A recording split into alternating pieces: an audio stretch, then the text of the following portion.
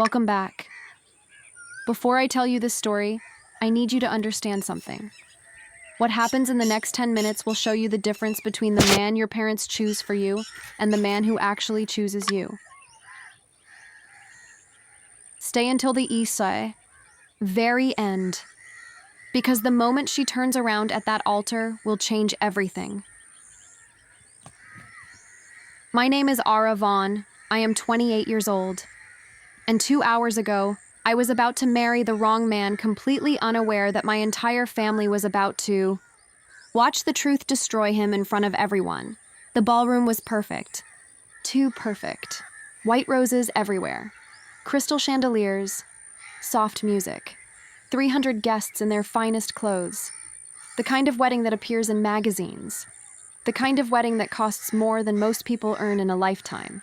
And I was completely miserable. I stood in the bridal suite staring at myself in the mirror and did not recognize the woman looking back. The gown was flawless. The diamonds were real. The hair and makeup were professionally perfect, but the eyes were hollow, because in less than 1 hour I was going to marry a man I did not love. His name was Lucian Cross. Handsome, wealthy, connected. Everything a powerful father could want for his daughter. Everything except what his daughter actually wanted. 2 years ago, I met someone else, Kieran Hole. No money, no family name, no connections. Just a man who loved me in a way that made ordinary moments feel sacred. I had begged my father, Hello guys. actually begged him, on my knees, crying, telling him I could not live without Kieran. My father had laughed. Happiness doesn't pay bills, he said. Happiness doesn't protect family name. Happiness doesn't open doors. Then he told me I was already promised to Lucian. That was 4 weeks ago. For 4 weeks I fought. I cried. I refused. I told everyone in this house that I would not marry him. Then one night my father came into my room and closed the door. If you refuse this marriage, he said quietly, you lose us forever. I felt the walls closing around me. Not because I was afraid of losing money or status. I was afraid of losing my mother, my father, my home, my name. So I broke. I said yes. I went to see Kieran one last time at the lake where we used to sit for hours. When I told him I was marrying someone else, he asked me one question. Then why does it feel like goodbye? Because it was. I left him standing there alone. And now I was standing in a ballroom in a gown that cost more than his monthly salary, about to marry a stranger while the man I loved was somewhere out there, alone, thinking I had chosen money over him. A knock came at the door. It's time, someone called. I looked at myself one last time. I'm marrying the wrong man, I whispered, but I didn't leave. The ceremony began exactly on schedule. The doors opened. The music swelled, guests stood, cameras flashed. My father walked me down the aisle with pride written all over his face. I felt numb. Lucian stood at the altar in a perfect tuxedo. When I reached him, he smiled and said I looked stunning. I gave a small nod. The officiant began speaking about love and commitment and forever. Every word felt like a lie. The officiant smiled. We are here today to join 2 families, he said.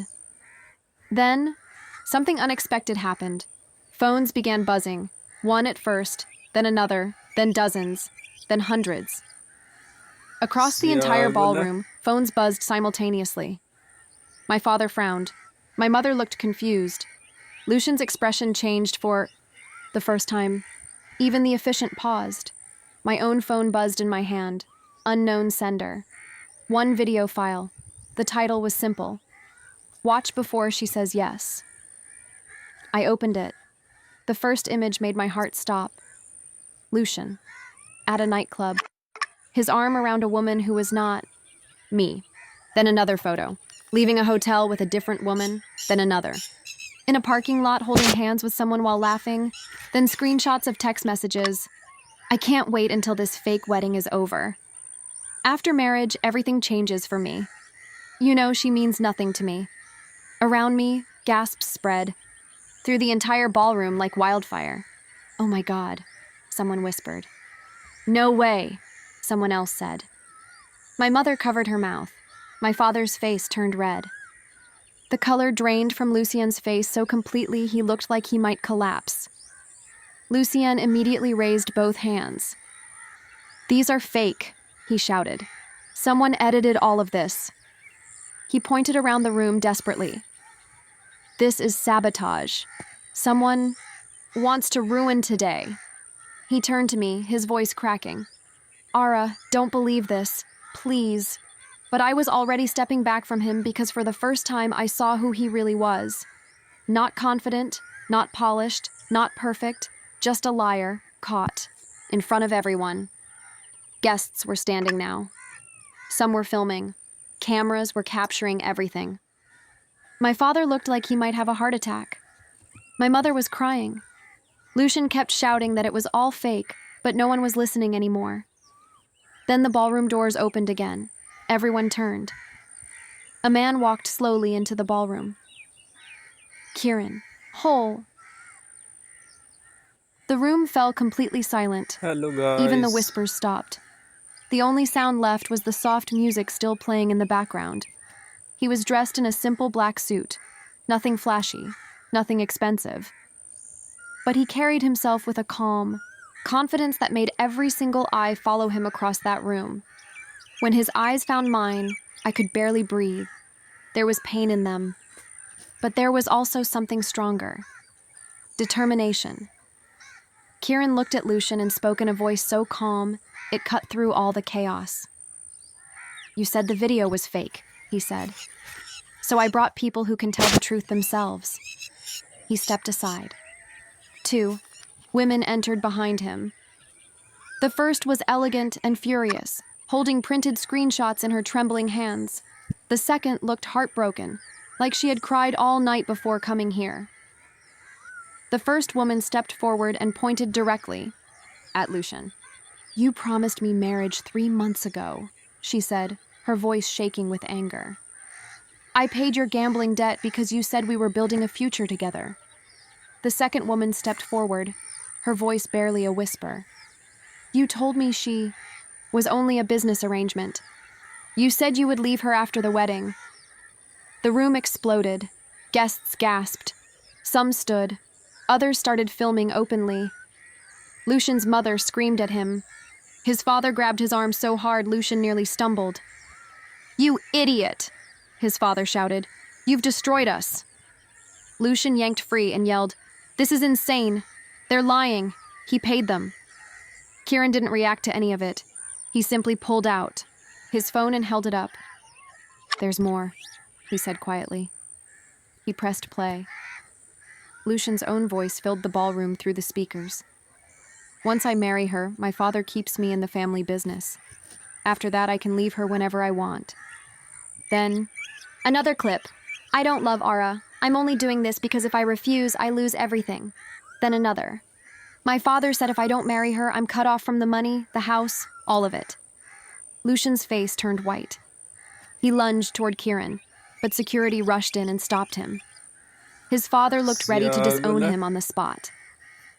His mother sobbed. In public humiliation. And me? I felt nothing at first. No anger, no shock. Just a strange emptiness. I looked at the man standing at the altar in the expensive suit, the man my father had forced into my life, the man everyone said was perfect. He was never a husband. He was a transaction. Then I looked at Kieran, the man I had broken my own heart to leave, the man who still came back, not to claim me, but to save me. Tears filled my eyes. I slowly walked toward him through the broken silence of that room. When I reached him, my voice trembled. "Why?" I whispered. "After everything, why would you do this for me?" Kieran looked at me for a long moment. His eyes were the same eyes that had loved me at a bookstore cafe 2 years ago. The same eyes that had held me through late-night drives and park bench pizzas. The same eyes that had seen me completely and loved me anyway. Because I loved you enough to let you go, he said softly. But I loved you too much to leave you in a trap. That was when everything inside me broke open. All the pain I had buried came rushing out at once. I cried in front of 300 people, not from shame, from relief. I stepped closer, wanting to hold him, but Kieran gently moved back. This is still your life, Ara, he said. Your choice. Then he turned toward the doors. He was leaving. My chest tightened so completely I could barely breathe. I had lost him once already. I could not lose him again. Kieran, I called out. But before I could say another word, my father's voice thundered across the entire hall. Stop. Everyone froze again. My father, Harold Vaughn, walked slowly toward us. Guys. The proud, powerful businessman from earlier was gone. In his place stood a man who had just watched his own arrogance collapse. My mother followed beside him, tears running down her face. My father stopped directly in front of Kieran. For a second, no one in the room breathed. Then he said words I never thought I would hear him say. I was wrong, the room murmured. My father turned to me, and his voice was quieter, now gentler. I thought money could protect you, he said. I thought power could keep you safe. Then he looked back at Kieran. But today, the man with the least money in this room protected my daughter more than anyone else ever could. My mother covered, her mouth crying harder now. She took my hand. Forgive us, she whispered. We were blinded. My father looked at Kieran again. Where are you going? He asked. Kieran frowned slightly, confused. What? My father glanced at the decorated altar. The flowers, the candles, the space that had been prepared for a different ending. The wedding isn't finished, my father said quietly. The room fell completely silent. Then gasps spread like wildfire through every corner of that ballroom. My mother actually laughed through her tears. If you still love her, she said to Kieran, smiling through her tears, don't leave before it's your turn. I stared at them in complete disbelief. Then at Kieran. He looked just as stunned as I was. For once, the powerful Harold Vaughn seemed nervous. Well, my father said, his voice rough, but genuine, don't make me ask twice. Kieran looked at me, only me, and in that moment, all the noise in the ballroom disappeared. Just him, just me, just the 2 years we had waited for this moment. I stepped toward him. Yes, I whispered. Please. He crossed the distance between us and pulled me into his arms. The guests burst into applause. Some were crying. Others were laughing in disbelief. Even the officiant looked stunned. Lucian and his family slipped out quietly, chased by shame and whispers and the understanding that they had lost before any of this even began.